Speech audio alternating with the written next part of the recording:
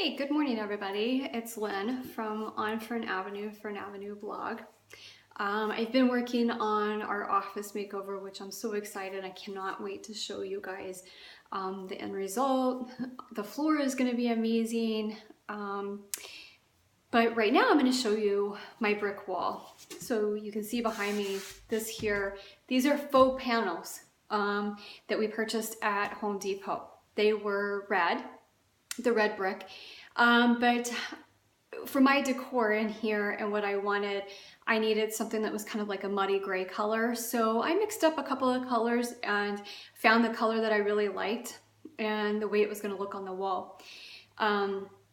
So I went over and I painted the entire room, which we have lined the entire walls. If you've followed along, you've seen some pictures of the room with all of the panels up. And so I came in, I painted the entire brick walls, and then I let it dry really good. And then I started with one area and kind of played around with some different techniques. The technique that I came up with that I really liked is, unintentionally, is the German schmear, which it's kind of funny.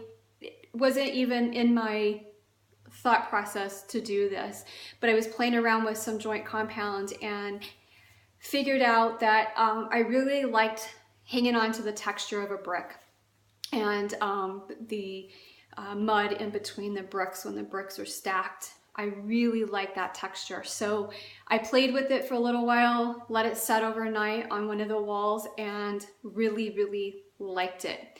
I could have just painted it white with some, I could have made my own chalk paint or, added some stuff to make it really thick to where it would have given that same thing and I could have painted it. But to me, the joint compound gave it the texture I was looking for. It was an easy process. It's a little bit time consuming, I won't lie, but not that time consuming. For me, it's not that time consuming. It's just I don't get to work all day long on one project. I have two little ones that keep me quite busy. So I'm going to show you my process of what I do. I have a huge bucket of joint compound. I have an old bottle that I have filled with water to spritz.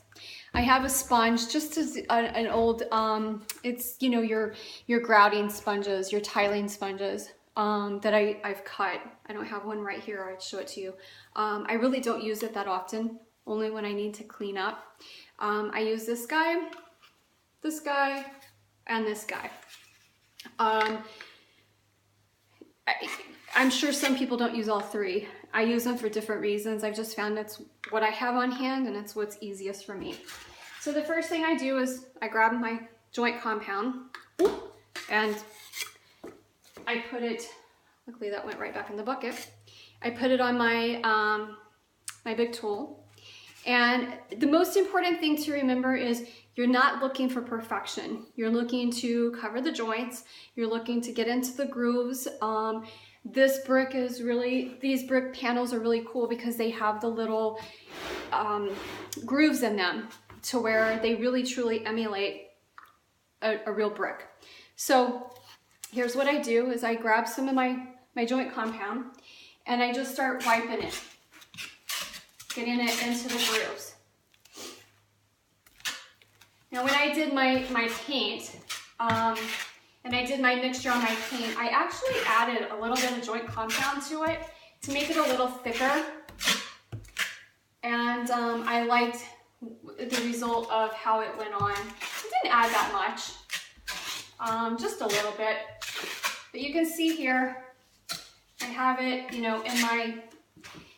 my grooves. And I'll just keep wiping. You want to be careful and not go over it really hard with your tools because it'll start pulling some of the paint off. So what I do is I just take this guy next and just wipe down. Like I said, it's an easy process. It's not that hard. And I'm not adding a lot of pressure, just enough to wipe it over. and get it into my grooves.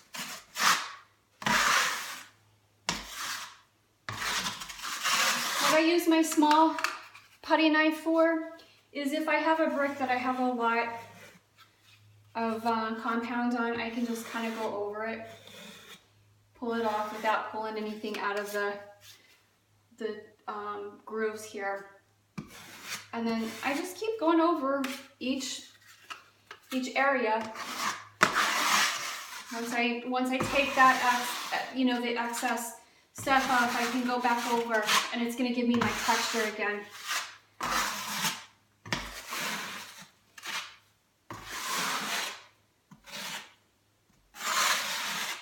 Kind of see how each brick is gonna do something different. That's the whole purpose. Like I said, you're not looking for perfection. You're looking just to make sure you get the grooves. And the great thing about this process is that if you add too much, it's easy to take off. If you don't add enough and you come back the next day and you see that, oh wait, I'd like to add a little extra texture here or there, or maybe there's not enough of the white showing, too much paint is showing, you can add more. And you can take away. I use a sanding block and I can take some of it away. The really cool, one of the things that I really like about this, I'm gonna flip you around here. I've already started working on this wall here today. And you can see where it's already starting to dry. It's still a tad bit wet to the touch, not the bricks, but where the joints are, because it's filled. This is what I love about this. I'm gonna take my water bottle and I'm gonna spritz it, and I want you to watch the change that starts taking place as I spritz it. And this is one of the things that I absolutely love about this technique.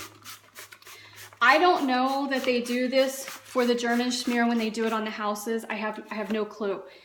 This is the technique that I do. This is what I have found to work for me and what I like as opposed to maybe what they do. I have finished one other wall that I've completely done, and I absolutely love the results, and I cannot wait for this room to be finished. So soon I will get to bring to you the reveal of this room, which I will be doing my wood beams. I still need to stain them. And then we are going to do our floors, which I can't wait for that technique either. That's gonna be a fun one to show you. So stay tuned. I will have a blog post soon, and I'll chat with you guys later.